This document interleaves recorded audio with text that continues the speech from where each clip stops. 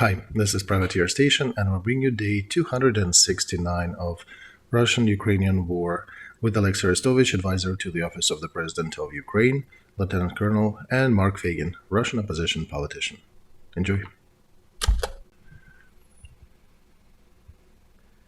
Dear friends, glad to see you all on Feigin Live. It is Saturday here, November 19th, 10 p.m. in Kiev, 11 in Moscow, and we're starting our usual stream with Olexiy Arestovych. We skipped yesterday due to some circumstances, so we're trying to compensate for that today. Olexiy, glad to see you. Good evening, Mark. It is day 269 of Russian-Ukrainian War, and let's start with our map, as usual. Before we switch to that view, I should say that we have about 200,000 watching us live, and about 18,000 of you clicked the like button already, so please continue sharing links to that stream on your social media. Of course, click that like button and subscribe to Feigin Live, to Olexiy Arestovych, and to the Privateer Station if you are listening or watching that in English language. More descriptions and links are at the bottom of this video. Let's start with the situation on the front. Let's take a look at Kherson. No drastic changes there. The only difference is that Russian artillery, for the first time since the day of their retreat, opened fire on the right bank of Kherson, and there were some civilian casualties. Are they hitting Kherson itself? No, some regions, the right bank, generally speaking. So they opened and immediately killed several civilians. Very typical of Putin's army. We, of course, hitting them back. And unlike them, we are following the plan, looking at the previously confirmed targets. And there are some good successes, very bright ones, that produce a lot of boom and a lot of fire. We yesterday hit Chaplinka airfield. It's here indicated by the mouse. And detonation continued for a few hours with a lot of sparkles. So we do target their warehouses and their operating command posts. As for Zaporozhye, their offensive got stifled. Our artillery came over and helped the situation. So they're hurting a lot and they're not moving or not making attempts to continue for about 3 days already. The rest of the front from Ugledar to, let's say, Kremenная is still burning in the same regime as it was, several attacks per day, especially near Bakhmut and Solidar. The attacks are very puny, 2 platoons, company at most. These actions cannot even lead to any principal change in the situation on that front. As for resupplies and new troops coming, they keep throwing new troops to Lugansk and to Donetsk fronts. So far, it's not too many. In Lugansk, we noticed a little more than a battalion, but they keep coming to Lugansk rather noticeably, and these are mobilized people or reinstated or refitted troops when they still have some cadre and they add mobilized people to that group. And some people got added to the Donetsk front as well. But again, this is not even a brigade, this is about a battalion level. So, by the way, we have seen a command post of 106th Airborne Division in the Lugansk part of the front, but we do not see yet their troops. So it's interesting what is going on there. When we've seen some in their post that there is a new division, that a certain division had just arrived to Lugansk. In reality, when we check that, there's not even a full division. It's remnants of it. So they're struggling. They have issues with personnel, and even throwing a couple battalions to the Eastern Front is supposedly a big deal for them. Okay, we've looked at that. Let's discuss the rest of the news. Ну что же, тогда обсудим новости, остальные есть очень интересные. Ну, вот ты видел, конечно, следишь за You ситуацией. are following the situation, the Были death of военнослужащие в Russian Макеевке. Я напомню зрителям, что troops in есть Makiivka. операция, который There is a video погибнули online вроде that около 12 человек. shows Что же, the aftermath of появилось death of несколько about 12 версий people. записи. Одна And there are actually two первая, videos. которая The вполне first one, видно, мы сейчас ее покажем, что you've most of you probably have seen with the aftermath, and then there is another one with the video precluding that, where there is one person supposedly coming from behind the corner who did not want to surrender and open fire. So, do you want to comment or watch the recording first? Okay, let's take a look at the video. Most of you probably have seen it full. We'll just show you a snippet, a piece of it that demonstrates what happened.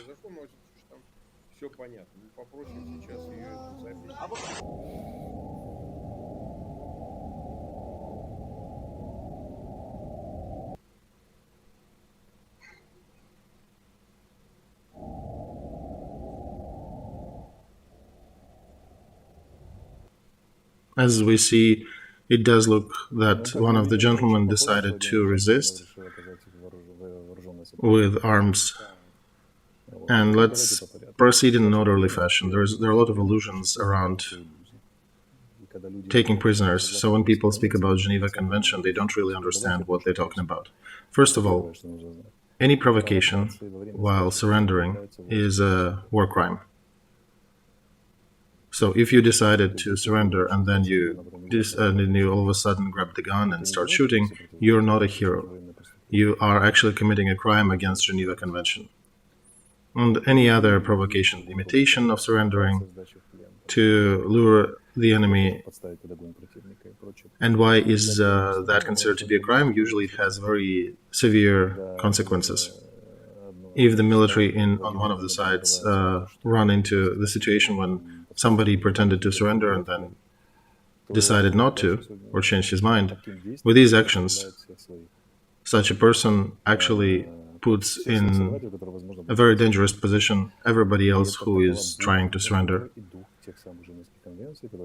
And this is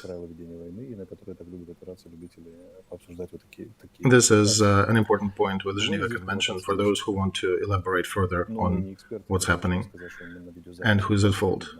Was there provocation here? It is a little difficult to say from that video. It is grainy and it stopped soon after, but it does look, the first few frames, when you see the person coming from behind the corner, it appears that he is resisting with arms. And he basically puts the lives of his comrades at risk at this point. Let's talk about the rules of war outlined in the Geneva Convention. The degree of danger, how dangerous is the surrendering unit, is determined by the unit or the person accepting the surrender. Even lack of arms or empty hands is not enough to consider the surrendering party to be not dangerous. So if the person who is accepting the surrender or who already accepted the surrender decides that the group that surrendered is dangerous, this group that just surrendered stops being as a prisoner of war. They become a combatants that are attacking you at this point. So here's an example. One person is taken prisoner. He is being interrogated, and all of a sudden he decides to grab a knife or a machine gun or just attack somebody with fists. So what? You don't do anything to him because of some ideas about Geneva Convention? No. At this point, according to that convention, he becomes a combatant of a opposing party. So one needs to understand this is the framework of how it is looked at from the legal standpoint. We don't know how they behaved. We don't know those who were laying on the ground, if they did anything. And we don't know how exactly they died, if they were indeed shot during that incident. Now imagine a situation where 2 Ukrainian soldiers take them prisoners. 12 are on the ground. 13th comes out with a gun from behind the corner and starts shooting. They shoot him, and the rest start to run away or start to do something. What do the guards do when prisoners of war try to escape?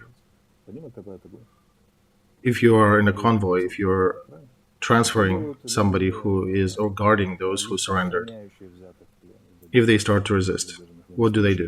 They open fire. So, cynical and cold-blooded shootout of Russian troops laying on the ground turns into an event that is given to us via 2 video recordings that are being reviewed by Ukrainian side. There is an investigation,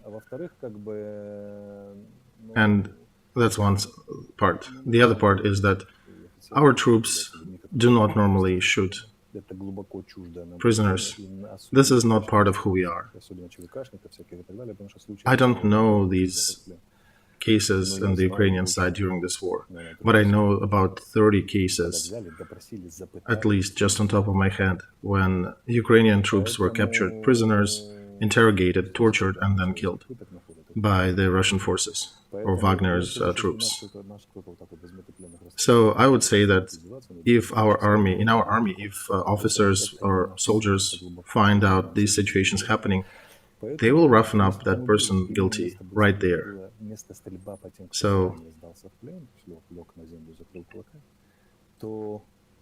my working theory looks probably like that. That guy who came from behind the corner started walking and shooting. They shot him and killed him. The rest who were on the ground started either moving or trying to run or trying to attack or something. And that's when Ukrainian soldiers opened fire and finished them there. Because imagine if there are just 2 of you and one of you perhaps partly incapacitated, wounded, how much can you do against 12 people? What is the legal position? What is the legal outcome for that? Still to be decided. Personally, I think it needs to be analyzed from the position of Ukrainian troops, how many of them are, what is your capacity to fight this group. Imagine you take 12 people, you're putting them down on the ground, and you haven't even taken away their small arms. They could have a grenade or a knife or something. And then at this point, the 13th comes out, or one more comes out from behind the corner with a weapon and starts shooting at you. What else do you do? What do you do in this situation?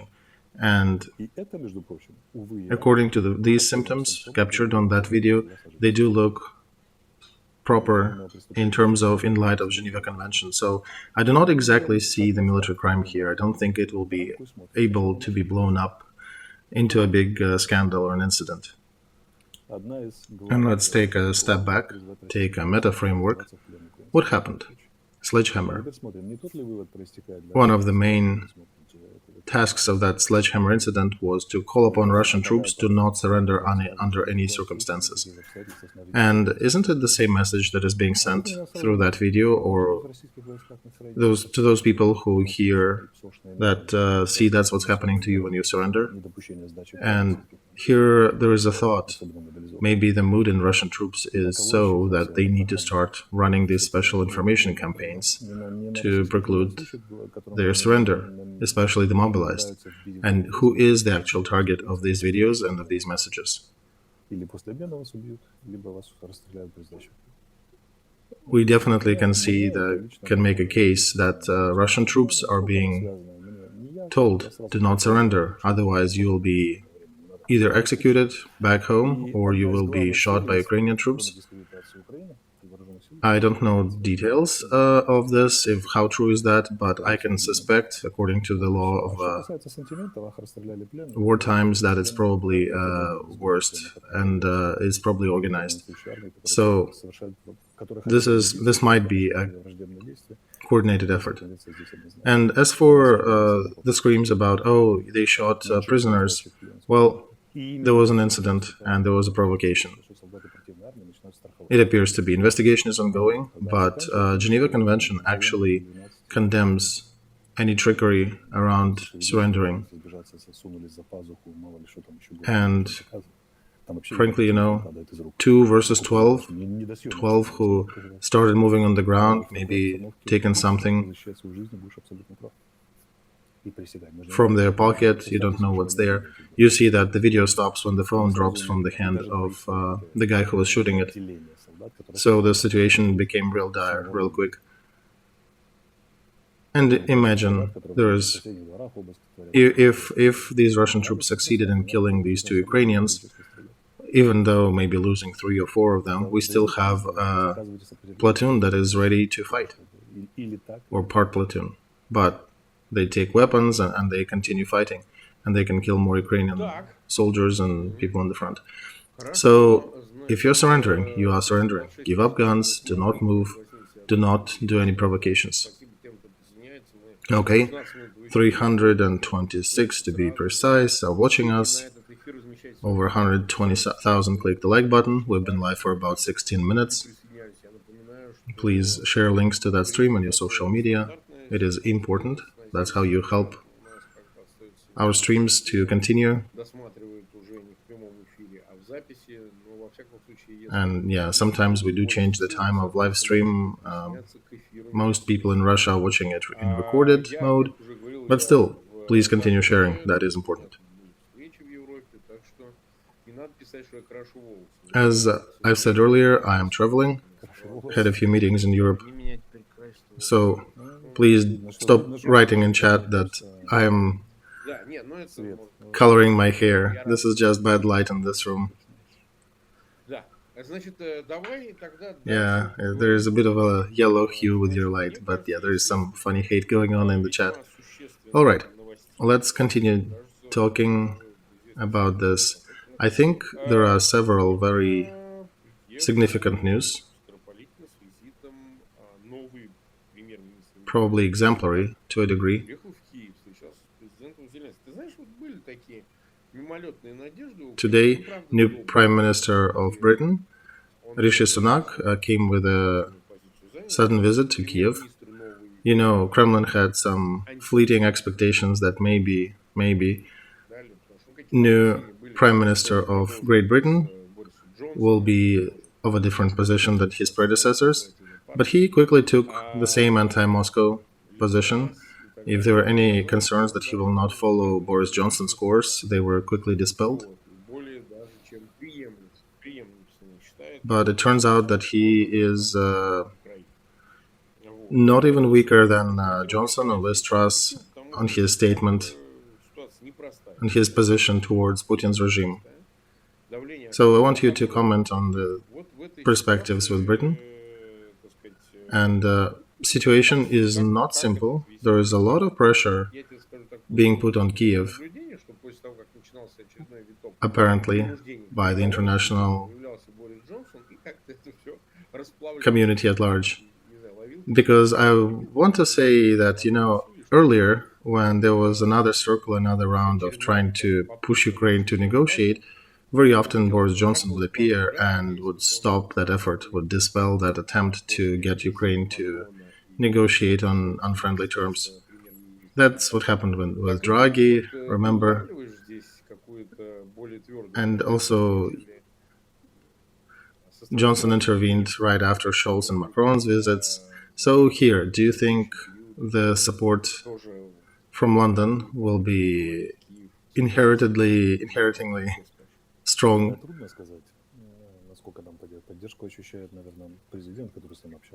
Would it affect situation in the same manner as earlier? I think it's a little difficult to say. It probably would be a good question to our president who talked to Rishi directly.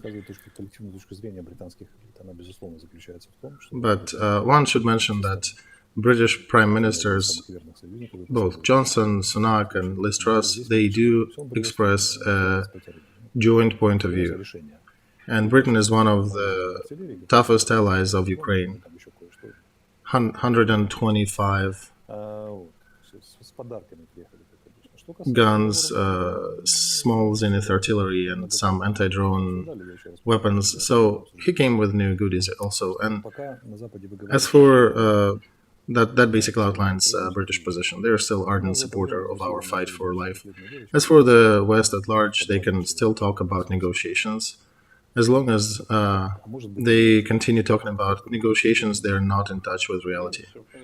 The more they do, the more they bring up negotiations. On our side, we discover new atrocities. We discover new 4-year-old girls raped in basements, more civilians killed and tortured. You can speak, they can speak as much as they want about negotiations. We are not going to do that. We will go into negotiation mode only when the last Russian troop leaves the territory of Ukraine.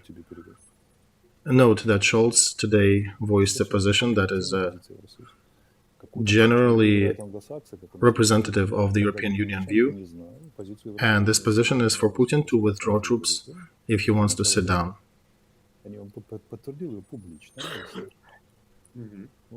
We don't exactly know the joint position of all the America and United States and their parties, but after elections, but the European Union, Great Britain, and our positions are pretty well known. Withdraw troops, and then we can negotiate. We have a lot of comments in our chat. A lot of people don't really understand a lot of the triggers and special mechanisms and how they work, and that's why we're going back. Yeah, I understand, Mark. We need to consider chat as well, and we continue explaining to people our positions. We're right. We need to talk about things that are being understood by public at large. Mark, we are being viewed by people in very high offices. I often take part in meetings where people on a very high level quote our conversations. People of the level that, your head can go spinning. So they are listening to us. And I want to say here, dear friends, all these conversations about negotiations, they demoralize our Ukrainian fighters, those who are fighting. I'm saying the truth, sorry. We feel betrayed every time we hear negotiations. So instead of increase in military supply, we hear the verbiage that we need to sit down and talk to the aggressor. When we're here defending our lives, our country, and actually the whole security and safety system of the world, of the West, against the maniac who decided he can use force to do whatever he wants. Every time when you bring up negotiations, you undermine the efforts that we do here on the front. All these talks about negotiations give a ghostly hope to Putin that he might still hold these territories. They give some hope to other regimes like Ayatollahs and others who can perhaps consider doing more business with Putin a bit later, that you can still do trade with the regime that created Bucha, that you shot up a big European country, tortured and killed people for 9 months, and then nothing's going to happen to you. That they were blackmailing the whole Europe with energy sources that blew up their pipes, gas pipes underwater. Imagine that there is a second offensive near Kiev, another set of artillery, another fight in Bucha, in Irpin. One of the reasons for that would be continuous talks about negotiations that do empower Putin to believe that he can still bend somebody over to discuss things at the table. Do you want the second siege of Kiev? Do you want Russian troops to try to get to the right bank of Dnieper again? Especially if military support will be diminished, like some of people are voicing. What do you think you'll achieve with that? What is your goal? I just have a question to the extreme right conservative wing who's saying do not give weapons to Ukraine, to some opposition in Europe who are saying, oh, let's withdraw, let's not touch Ukraine. What will happen? Second Bucha, taken Zaporozhye, killed more kids, people tortured in basements. That'll be a direct outcome of your conversations or your enforcing us to sit down and negotiate. Is that the goal of your politics? The repetition of New Bucha? If not that, then what do you want? What are your goals? Tell it to your electors so people understood.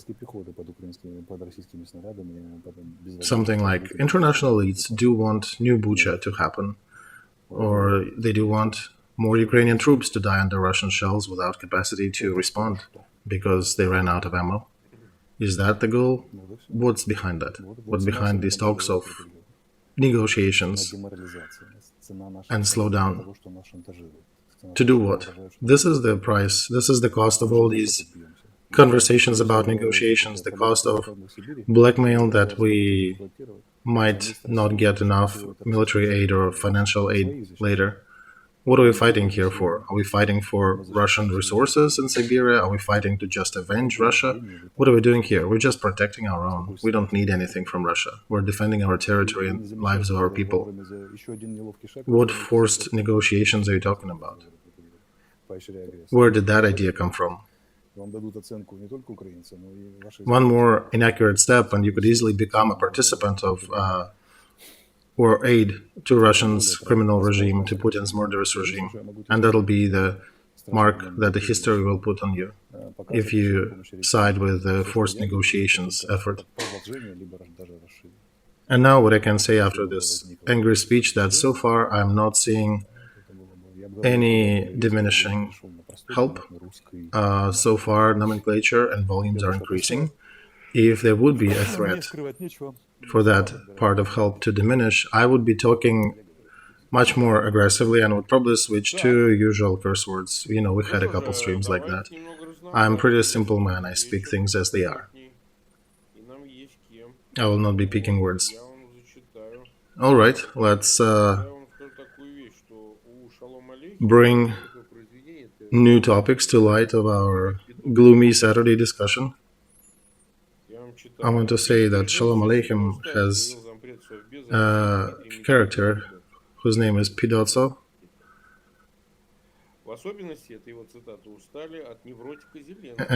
Everybody is tired of Kiev regime, said Dmitry Medvedev Pidotso.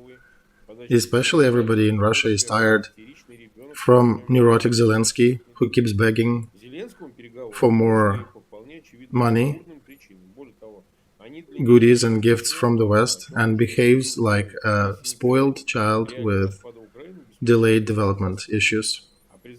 He does not need any of those goodies in reality because this is dangerous.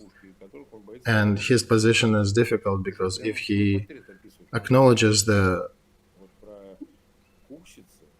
inner struggle, inner fight between regions and Ukraine, he'll probably be murdered by his own people.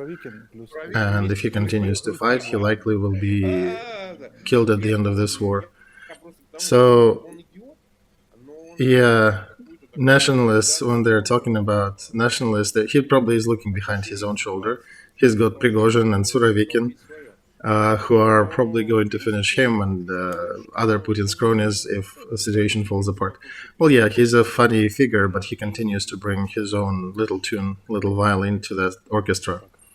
And they are always talking about, let's put Ukraine to negotiate. Here, I have a message for them, that thing. To all those. And to Pidotso as well? Okay, well, to him too. By the way, he may actually like it. Okay, did you see that in the gas pipe in Leningrad region? A pretty big explosion. I was viewing the video and watching some pictures. It's a pretty big explosion and there are some firemen struggling to put the fire down. Let's talk about this subject. War is a mutual affair, right? Patrushev had an interesting conversation in one of his recent media statements that where he mentioned that there are some diversion groups Например, в acting принципе, вот нам всем in можно, Russia. что, ну, я не говорю, что конкретно There was a video where группа some of the helicopters were blown up. I think it's near Pskov, somewhere in that region. So, can you confirm that there are some diversion groups on the territory of Russian Federation? Who knows, Mark? We are not attacking the territory of Russian Federation, but the groups of smokers keep showing up near important military infrastructure, and it is a very interesting geography. And if I was Russian leadership, I would start thinking that infrastructure destruction is a very mutual game if you start playing that.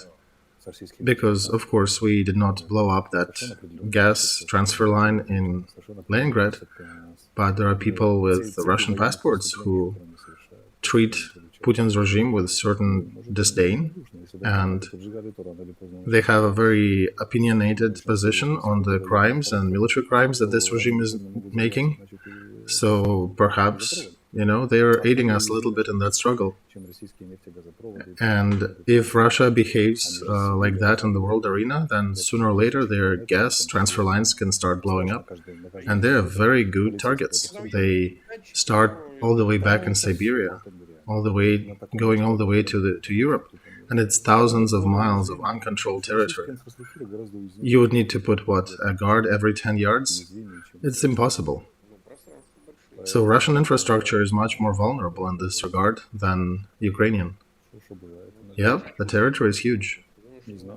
So they should use their head probably thinking about operations. Do you think they'll hear that? I don't know. But if they don't hear our words, they'll hear explosions out there. We have not done that, but it may happen, Or some Russian partisans may join the fight. Or Legion Freedom of Russia, Russian branches. Okay, let's talk about another topic that was sent to me by email in numbers about Belarus.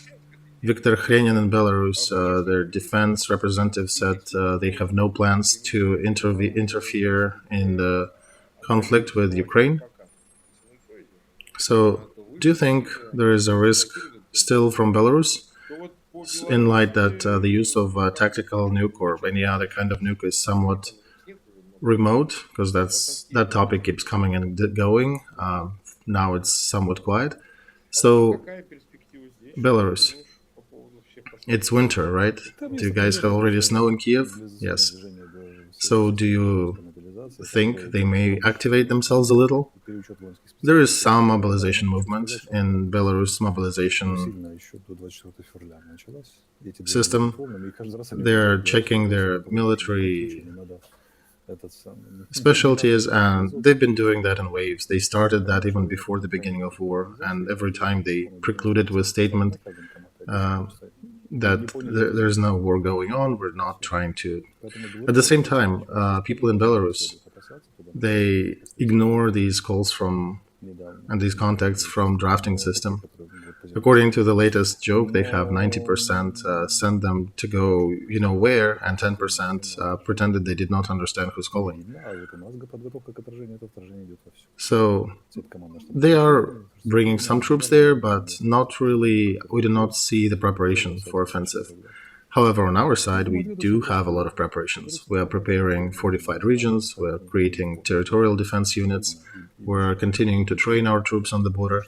So, first of all, if they do decide to attack from the north, we'll see that beforehand, and we'll hit them very hard. Nobody will wait, nobody will give them a chance to even enter the north of Ukraine in the quantities required to kill civilians. So far nothing, no. Okay, we have 388,000 live. About a third of them click the like button as usual. The usual ask, please do not forget to like, share, subscribe. Let's touch one more thing. It is being discussed one way or another. The strikes on the critical infrastructure, how sensitive are they? Oh yeah, they are. А что с They're температурой? very sensitive. Какая People температура? still sit without light, without power. Yeah, they turn the lights off. Heat is all right. We do have heat, but again, it depends upon where you are. This is a very fluid graphic. Same thing with water. In some houses, water and heat are connected to electricity, and some houses have split systems. Ну вот So some они people же get явно everything turned хотят off, and there использовать are parts of town where people do not have средства electricity for 12 давления hours. на то, чтобы So they do want to use that ну и переговоры вообще давить на means of банковскую pressure посредством вот to этого achieve what they движения want, по negotiations, right? And just create pressure on Ukrainian leadership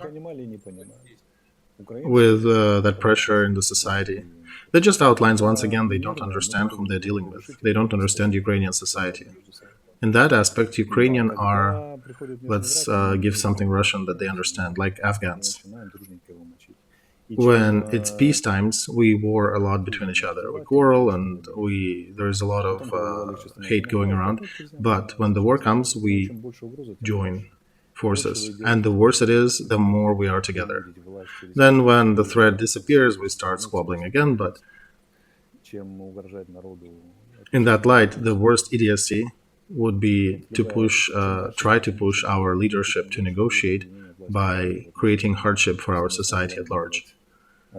The more they will continue with these attempts to make things difficult for people, the more people will have a joint wish to get every single one of these offenders, of these occupants, and kick their butts. And will alienate us from anybody on the left, on the allied front, who are talking about negotiations. And if any of the politicians internally will start talking about negotiations, he'll be torn apart immediately. So I would ask also everybody on the East and on the West to consider that peculiar trait of our national character.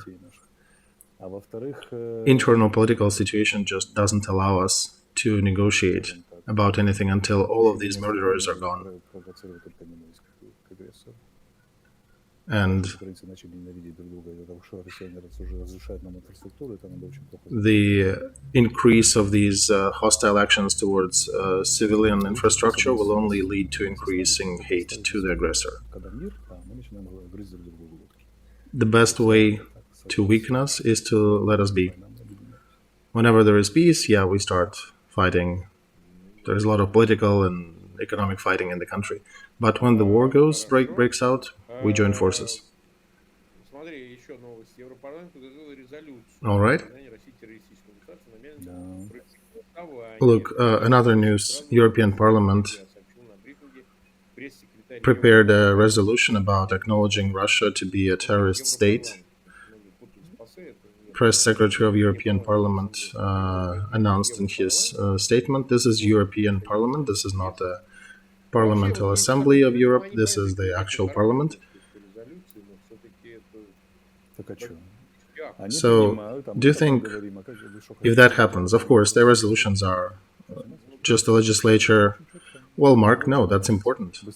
They adopt these things and then we can rely on them and say, what do you want from us? To negotiate with the terror regime? I like it. The faster they adopt it, the better. Take note. In a paradoxical way, Europe is leading a very logical, a more pragmatic politics right now, unlike United States at this moment. They call things their names. Terrorist is a terrorist. Usually it was in reverse. Usually States was the leader. But now this is an interesting shift. And they do support our position strongly. That old situation when Europe is weak and old and is good only for vacations and museums and bending over for Putin. Now the question is, who actually supports Ukraine stronger? Europe or our favorite United States, who from time to time drop some bomb about negotiations. Just take note that it's European bureaucracy that was usually cursed with the last word, with the worst words, that they're a hindrance to local governments, that they do a lot of laws, other things that do not have any added value in peace times. But during war, that body became a very interesting ally. And during a very tough, trying times, they actually managed to produce very sharp, very exact position and provide concrete, practical help. They name things exactly as they are. This is wonderful. I start to have certain concerns about, in the last 3 weeks, about the position of our Anglo-Saxon friends from across the pond than European allies. Look at Germans. They've changed dramatically from the beginning of this war. So, yeah. We've been live for about 40 minutes. About 400,000 are watching us. 128,000 click the like button. I remind you, please subscribe to Feigin Live and to Olexiy Arestovych. Sorry. Yeah, he seems to have gotten cold. Please subscribe, warm him up. Do you know we'll talk about you one more topic? Bring the picture. This is the picture that was taken from the German report, from the German TV station, the report they were doing in the position of Russian troops in Chernobyevka. So one of them says Zelensky is a FAG, the other is Arestovich Chapa. What is Chapa? What does it mean? I don't know. This is a very peculiar word. We need to ask a linguist. It's probably somebody from Russian linguistic group that we need to ask. Where do they still use that word? This is somewhat archaic, not even used anymore. The other thing is that this picture is from a place where we hit about 30 times, 30 successful hits with our artillery on that Chernobyevka airport. So here they outline two major villains for them, Zelensky and Arestovich. Those people, not too many of them, but some of them do say that Feygin and Arestovich are just blabbers, they're just talking thing on air. How do you comment that picture? Russian troops, not propagandists, outline their two main enemies. These are people who are getting shelled, who are getting shot at, and they're writing what is in their heart. They're not doing the propaganda here. It's probably an entrance to some command post or to their hideout, to their shelter. So what do they write? They write things that worry them. That actually, I think, is a proof of certain effectiveness of our work here, right there on the wall. Okay, well, then we should say it'll be worse. I hope they believe our words and withdraw. Okay, we've been live for about 43 minutes. Tomorrow is Sunday, right? Mark, everything is situational. I'll know by lunch, yes or no. It's hard to tell. I'm just telling it to the viewers. Please follow announcements on Mark's page on Feigin Live, and we'll try to indicate if a stream will happen or not. I'll be gone for a day or two. I'll be traveling, and Olexiy is traveling, so we'll try to connect and try to make sure the streams are happening. But do not forget to subscribe to Feigin Live, to Olexiy Arestovich, and we'll try to follow that cadence with Privateer Station as well, and let you guys know. I thank all the viewers for spending your evening with us. Please continue sharing these streams so more people get wind of these conversations and these reviews. It's helpful. It's helpful to the situation on the front from all different angles. And if you're in Russia, make sure that those who may get drafted do see us, do see these news, so they don't get. Maybe they resist. This is also important. Maybe it will save lives. Olexiy, thank you so much. We'll wait for your input. Thank you. Thank you, Mark. We'll let you know. I'll tell you where I am.